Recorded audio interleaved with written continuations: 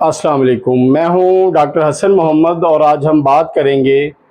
پاکستان کا تعلیمی نظام اور جدید تعلیمی ماڈلز پر۔ کیا ہم پاکستانی عام جو جدید ماڈلز ہیں ان کے حساب سے اپنی ایجوکیشن کو برابر لا سکے ہیں؟ ہم کہاں پہ کھڑے ہیں، پہلے ہم اس ٹاپک کو ڈسکس کرتے ہیں۔ سب سے پہلی بات یہ ہے کہ ہمارا جو تعلیمی سسٹم ہے اس میں آج بھی وہی روایتی رٹا بیس اور نمبروں کی دوڑ ہے۔ بچوں کو کوئی سکل نہیں سکھائی جاتی، بچہ پڑھ لکھ کے بھی ہنر کے بغیر ہی معاشرے میں موجود ہوتا ہے اور وہ پریشان ہوتا ہے کہ اس کو کوئی جاب مل جائے، اس کو کوئی ایسی ارننگ آ جائے، کہیں نہ وہ پیسے کمانے کا کوئی ہنر سیکھ لے۔ یعنی کہ ایک اچھی ڈگری لینے کے باوجود بھی پڑھا لکھا نوجوان بے روزگار اور پریشان نظر آتا ہے۔ اس کی وجہ یہی ہے کہ ہمارے تعلیمی نظام میں ہنر کو فوکس نہیں کیا جاتا، ہنر پہ توجہ نہیں دی جاتی، صرف ایک لکھی لکھائی بات کو رٹا لگا کے اپنی یادداشت میں محفوظ کر کے آگے کاپی پیسٹ کرنے کا طریقہ ہی آج ہمارے معاشرے میں، پاکستانی معاشرے میں موجود ہے اور ہم اسی روایتی طریقے پر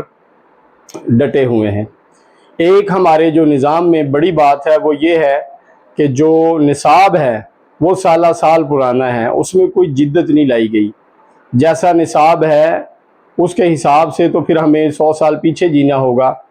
باقی قومیں بہت آگے چلی گئی ہیں اور ہم تعلیمی نظام میں بہت پیچھے رہ گئے ہیں۔ اس کی وجہ یہ ہے کہ ہم نے نصاب کو تبدیل کرنے، اس کو جدید کرنے اور اس میں تبدیلی لانے پر کبھی فوکس ہی نہیں کیا، اس پہ ہم نے توجہ ہی نہیں دی۔ ہمارا وہی پرانا نصاب ہے، وہی چیزیں اٹھا کے ہر سال ہمارے سامنے آتی ہیں اور ان سے بچہ کوئی بھی نئی چیزیں اڈاپٹ نہیں کر پاتا۔ اور تیسری جو بڑی پاکستانی نظام میں ایک نقص کہہ لیں یا کمی کہہ لیں وہ یہ ہے کہ یہاں پہ ٹیچر ٹریننگ پہ زور نہیں دیا جاتا۔ ٹیچرز کو جدید جو ایجوکیشن ٹولز ہیں وہ نہیں ملتے اور نہ ہی ان کو وہ چیزیں سیکھنے کا شوق ہوتا ہے، نہ ہی ان کو وہ چیزیں سکھائی جاتی ہیں جن سے ان کو پتہ چلے کہ ان کا نالج کیسے بڑھ سکتا ہے اور وہ بچوں کے فیوچر کے لیے کیسے بہتر کوشش کر سکتے ہیں۔ جو جدید دنیا کے تعلیمی ماڈلز ہیں، فار ایگزامپل ہم جاپان کی بات کریں تو جاپان میں سب سے پہلے ایمانداری اور ڈسپلن پہ زور دیا جاتا ہے۔ بچوں میں ہنر کو زیادہ پروموٹ کیا جاتا ہے بنسبت رٹا لگانے کے۔ وہاں پہ نمبرنگ والا حساب نہیں ہے بلکہ اچھا انسان بنانے کی کوشش کی جاتی ہے۔ اگر آپ سنگاپور کی ایجوکیشن سسٹم کو دیکھیں تو وہاں پہ بھی انسان کے لیے سیکھنے کے زیادہ مواقع ہوتے ہیں، ہنر کے زیادہ مواقع ہوتے ہیں بنسبت رٹا لگانے کے۔ فن لینڈ جہاں دنیا کا بہترین نظامی تعلیم ہے وہاں بھی امتحانات پہ زیادہ فوکس نہیں کیا جاتا، بچہ اس کو ہنر کی طرف لے کے آتے ہیں، چیزیں سیکھنے کی طرف لے کے آتے ہیں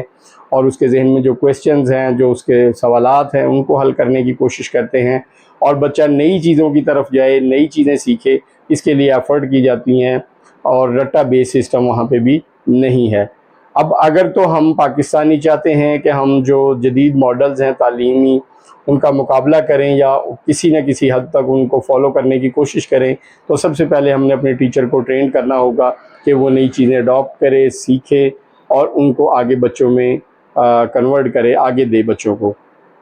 اس کے علاوہ ہمیں اپنے جو نصاب ہے وہ سارے کے سارے نصاب پہ نظر ثانی کرنی ہوگی کہ کہیں وہی روایتی اور قدیمی باتیں جن کا کوئی بچوں کو فائدہ نہیں ہو رہا، ہم انہی میں تو نہیں الجھے ہوئے۔ اگر ان میں الجھے ہوئے تو ہمیں ان سے نکل کے باہر آنا ہوگا اور نئی چیزیں جو ہیں وہ ایکسیپٹ کرنی ہوں گی۔ اس کے علاوہ ہمیں جو بہت زیادہ ضروری ہے وہ ٹیکنالوجی سے محبت کرنی ہوگی، اس سے نفرت نہیں کرنی۔ جو جدید ٹیکنالوجی ہے اس کو مانتے ہوئے، سمجھتے ہوئے اس کو ایجوکیشن سسٹم میں لانا ہے تاکہ بچے بہتر سے بہتر ایجوکیشن لے سکیں اور جو جدید ٹولز ہیں ایجوکیشن سے ریلیٹڈ، جو کمپیوٹر ہے اور جو مختلف انسٹرومنٹس ہیں جن کو ہم یوز کر سکتے ہیں بچے کی اسٹڈی کے لیے یا ایکٹیویٹیز کے لیے، ایکٹیویٹی بیس لرننگ کے لیے، بچے جو کچھ سیکھ کے معاشرے کے لیے مفید انسان بن سکتے ہیں، اس سب کے لیے ہمیں جو ہے وہ پروجیکٹ بیس لرننگ ہے، ان چیزوں کی طرف آنا ہوگا اور ہمیں ایکسیپٹ کرنا ہوگا کہ یہ چیزیں تعلیم میں فائدہ دیتی ہیں، تب جا کے ہمارا تعلیمی نظام بہتر ہو سکے گا۔ آج کے لیے اتنا ہی، انشاءاللہ نیکسٹ ویڈیو میں ملیں گے، تب تک کے لیے اللہ حافظ۔